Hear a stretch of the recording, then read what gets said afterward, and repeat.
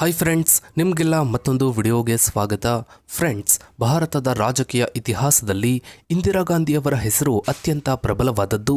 ದೇಶದ ಪ್ರಧಾನಿಯಾಗಿ ಇವರು ಬಲಿಷ್ಠ ಆಡಳಿತವನ್ನು ನಡೆಸಿದರು. ಆದರೆ ಇವರ ರಾಜಕೀಯ ಜೀವನದ ಹೊರತಾಗಿಯೂ ವೈಯಕ್ತಿಕ ಜೀವನದ ವಿಚಾರವಾಗಿ ಸಾಕಷ್ಟು ವಿವಾದಗಳಿಗೆ ಗುರಿಯಾಗಿದ್ದರು. ಅದರಲ್ಲೂ ಫಿರೋಜ್ ಗಾಂಧಿಯವರೊಂದಿಗಿನ ಇವರ ಪ್ರೇಮ ಕತೆ, ಇಂದಿರಾ ಹಾಗೂ ಫಿರೋಜ್ ಅವರ ಪ್ರೀತಿಯಿಂದ ಹಿಡಿದು ಸಾಕಷ್ಟು ವಿರೋಧದ ನಡುವೆ ನಡೆದ ಇವರ ಮದುವೆಯವರೆಗೆ ಇವರ ವೈಯಕ್ತಿಕ ಜೀವನ ರೋಚಕವಾಗಿದೆ. ಇಂದಿರಾ ಗಾಂಧಿಯವರು ನಿಜವಾಗ್ಲೂ ಮುಸ್ಲಿಂ ಯುವಕನನ್ನ ಮದುವೆಯಾದ್ರ ಇದರಲ್ಲಿ ಮಹಾತ್ಮ ಗಾಂಧಿಯವರ ಪಾತ್ರವೇನು? ಫಿರೋಜ್ ಅವರು ಗಾಂಧಿಯವರ ಜೊತೆ ಯಾವುದೇ ರಕ್ತ ಸಂಬಂಧವನ್ನ ಹೊಂದದೇ ಇದ್ರೂ ಇವರ ಹೆಸರಿನಲ್ಲಿ ಗಾಂಧಿ ಹೇಗೆ ಸೇರ್ಕೊಳ್ತು? ಎಲ್ಲವನ್ನ ಇವತ್ತಿನ ಈ ಒಂದು ವಿಡಿಯೋದಲ್ಲಿ ನೋಡ್ತಾ ಹೋಗೋಣ. ವಿಡಿಯೋ ತುಂಬಾನೇ ಇಂಟ್ರೆಸ್ಟಿಂಗ್ ಆಗಿದೆ ಫ್ರೆಂಡ್ಸ್. ವಿಡಿಯೋವನ್ನ ಎಲ್ಲೂ ಸ್ಕಿಪ್ ಮಾಡದೆ ಸಂಪೂರ್ಣವಾಗಿ ನೋಡಿ. ಫಿರೋಜ್ ಜಹಾಂಗೀರ್ ಗಾಂಧಿಯವರು ಸೆಪ್ಟೆಂಬರ್ 12, 1912ರಂದು ಬ್ರಿಟಿಷ್ ಭಾರತದ ಬಾಂಬೆಯಲ್ಲಿ ಜನಿಸುತ್ತಾರೆ. ಇವರ ಮೂಲ ಉಪನಾಮ ಗಾಂಡಿಯಾಗಿತ್ತು.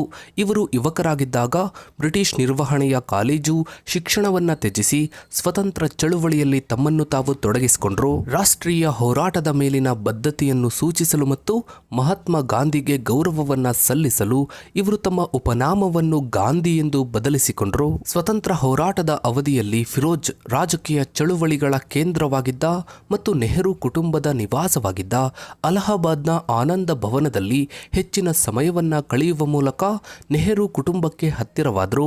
ಇಂದಿರಾ ಮತ್ತು ಫಿರೋಜ್ ಅವರ ಸಂಬಂಧವು ರೂಪುಗೊಳ್ಳಲು ಆರಂಭಿಕ ವರ್ಷಗಳಲ್ಲಿ ಫಿರೋಜ್ ಅವರ ನೆಹರು ಕುಟುಂಬದೊಂದಿಗಿನ ಒಡನಾಟವು ಮುಖ್ಯವಾಗಿತ್ತು. ನೆಹರು ಜೈಲಿನಲ್ಲಿದ್ದಾಗ ಫಿರೋಜ್ ಇಂದಿರಾ ಅವರ ತಾಯಿ ಕಮಲಾ ನೆಹರು ಅವರಿಗೆ ಮಾನಸಿಕ ಮತ್ತು ರಾಜಕೀಯ ಬೆಂಬಲವನ್ನ ನೀಡುವಲ್ಲಿ ಆಕ್ಟಿವ್ ಆಗಿ ತೊಡಗಿಕೊಂಡಿದ್ದರು. ಕಮಲಾ ನೆಹರು ಅವರು 1936ರಲ್ಲಿ ನಿಧನರಾಗುವ ಮೊದಲು ಈ ಮದುವೆಗೆ ಮೌನ ಸಮ್ಮತಿಯನ್ನು ಸೂಚಿಸಿದ್ರು ಎಂದು ಹೇಳಲಾಗುತ್ತೆ. ಈ ಸಂಬಂಧವು ಹೆಚ್ಚು ವೈಯಕ್ತಿಕ ಸ್ವರೂಪವನ್ನ ಪಡೆದುಕೊಂಡಿದ್ದು 1937ರಲ್ಲಿ ಇಂದಿರಾ ಬ್ರಿಟನ್ಗೆ ತೆರಳಿದಾಗ ಅಲ್ಲಿ ಅವರು ಲಂಡನ್ ಸ್ಕೂಲ್ ಆಫ್ ಎಕನಾಮಿಕ್ಸ್ನಲ್ಲಿ ಓದುತ್ತಿದ್ದ ಫಿರೋಜ್ ಅವರೊಂದಿಗೆ ಹೆಚ್ಚು ಸಮಯವನ್ನ ಕಳೆಯಲು ಪ್ರಾರಂಭಿಸಿದ್ರು. ಫಿರೋಜ್ ಮದುವೆಗೆ ಪ್ರಸ್ತಾಪಿಸಿದ್ರು. ಇಂದಿರಾ ಅವರು ಪ್ರಸ್ತಾಪನೆಯನ್ನ ತಕ್ಷಣ ಒಪ್ಪಿಕೊಳ್ಳಿಲ್ಲ, ಅದನ್ನ ರಿಜೆಕ್ಟ್ ಮಾಡ್ತಾರೆ. ಇದು ಇವರ ಸಂಬಂಧದ ಆರಂಭಿಕ ಹಂತದ ಜಟಿಲತೆಯನ್ನ ತೋರಿಸುತ್ತೆ. ಇನ್ನು ನೆಹರು ಅವರು ಫಿರೋಜ್ ಅವರ ಬಗ್ಗೆ ದ್ವಂದ್ವ ನಿಲುವನ್ನ ಹೊಂದಿದ್ರು. 1937ರಲ್ಲಿಯೇ ನೆಹರು ಅವರು ಫಿರೋಜ್ ಅವರನ್ನು ವೈಯಕ್ತಿಕವಾಗಿ ಮೆಚ್ಚಿ ತಮ್ಮ ಸಹೋದರಿ ವಿಜಯಲಕ್ಷ್ಮಿ ಪಂಡಿತ್ ಅವರಿಗೆ ಪತ್ರವನ್ನ ಬರಿಬೇಕಾದ್ರೆ ಫಿರೋಜ್ ಧೈರ್ಯಶಾಲಿ ಹುಡುಗ ಮತ್ತು ಮನುಷ್ಯನಾಗುವ ಲಕ್ಷಣಗಳನ್ನು ಹೊಂದಿದ್ದಾನೆ ಎಂದು ಹೇಳಿದರು.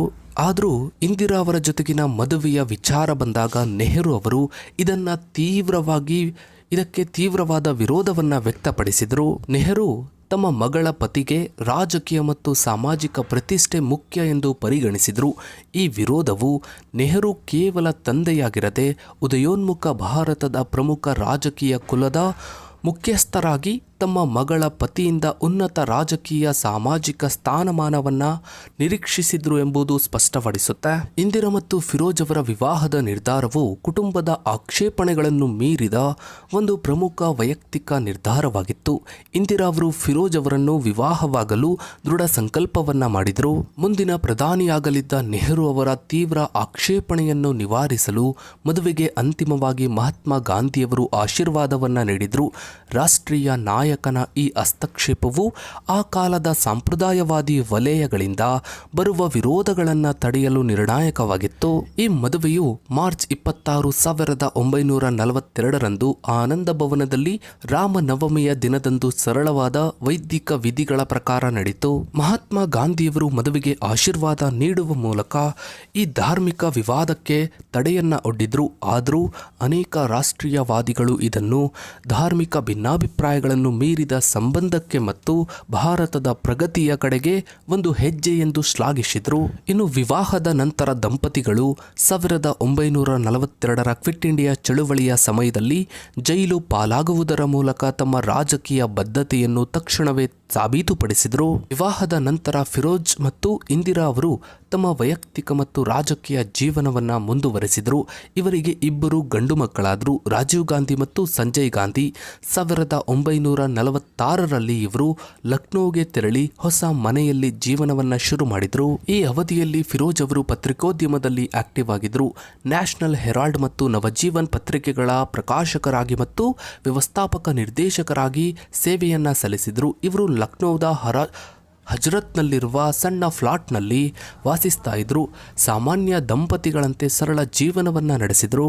ಸ್ವತಂತ್ರ ಬಂದ ನಂತರ ಮತ್ತು ನೆಹರು ಅವರು ಪ್ರಧಾನಿಯಾದ ನಂತರ ದಂಪತಿಗಳ ರಾಜಕೀಯ ಪಥಗಳು ತೀವ್ರವಾಗಿ ವಿಭಜನೆಯಾದವು. ಇಂದಿರಾ ದೆಹಲಿಗೆ ತೆರಳಿದ್ರು. ಅಲ್ಲಿ ಅವರು ತಮ್ಮ ತಂದೆಯ ವೈಯಕ್ತಿಕ ಕಾರ್ಯದರ್ಶಿಯಾಗಿ ಕಾರ್ಯನಿರ್ವಹಿಸಿದರು. ಈ ಪಾತ್ರವು ಅವರನ್ನು ಅಧಿಕಾರದ ಕೇಂದ್ರಕ್ಕೆ ಹತ್ತಿರ ತಂದಿತ್ತು. ಇದಕ್ಕೆ ವಿರುದ್ಧವಾಗಿ ಫಿರೋಜ್ ಅಲಹಾಬಾದ್ ಮತ್ತು ಲಕ್ನೋದಲ್ಲಿ ತಳಮಟ್ಟದ ರಾಜಕೀಯ ಮತ್ತು ಪತ್ರಿಕೋದ್ಯಮದ ಮೇಲೆ ಕೇಂದ್ರೀಕರಿಸಿದರು. ತಮ್ಮದೇ ಆದ ಸ್ವತಂತ್ರ ರಾಜಕೀಯ ನೆಲೆಯನ್ನ ಸ್ಥಾಪಿಸಿದರು. ಇಂದಿರಾ ದೆಹಲಿಯಲ್ಲಿ ಅಧಿಕಾರದ ಕೇಂದ್ರಕ್ಕೆ ಹತ್ತಿರವಾಗಿದ್ದು ಮತ್ತು ಫಿರೋಜ್ ಲಕ್ನೋ ರಾಯ್ಬರೇಲಿಯಲ್ಲಿ ಉಳಿದಿದ್ದು ಭೌತಿಕ ದೂರದ ಜೊತೆಗೆ ರಾಜಕೀಯ ದೃಷ್ಟಿಕೋನದಲ್ಲಿ ಶಾಶ್ವತವಾದ ಅಂತರವನ್ನ ಸೃಷ್ಟಿಸಿತು. ಇಂದಿರಾ ಅವರ ರಾಜಕೀಯ ಪ್ರವೃತ್ತಿಯು ಅಧಿಕಾರ ಕೇಂದ್ರದ ನಿಷ್ಠೆಯನ್ನ ಬಯಸಿದ್ರೆ, ಫಿರೋಜ್ ಅವರ ವೃತ್ತಿಪರ ಮತ್ತು ರಾಜಕೀಯ ಬದ್ಧತೆಯು ಸ್ವತಂತ್ರ ತಳಮಟ್ಟದ ರಾಜಕೀಯದ ಪ್ರಾಮಾಣಿಕತೆಗೆ ಬದ್ಧವಾಗಿತ್ತು. ಫಿರೋಜ್ ಪತ್ರಿಕಾ ಮಾಧ್ಯಮದ ಮುಖ್ಯಸ್ಥರಾಗಿದ್ದರಿಂದ ಅವರಿಗೆ ರಾಜಕೀಯ ಮಾಹಿತಿ ಮತ್ತು ನೆಟ್ವರ್ಕ್ ಲಭ್ಯವಿತ್ತು. ಇದು ನಂತರ ಅವರು ಪ್ರಧಾನಿ ನೆಹರು ಅವರ ಸರ್ಕಾರವನ್ನು ಸವಾಲು ಮಾಡಲು, ಪ್ರಶ್ನೆ ಮಾಡಲು ಅಗತ್ಯವಾದ ವೇದಿಕೆ ಮತ್ತು ಬಲವನ್ನು ಒದಗಿಸಿತು.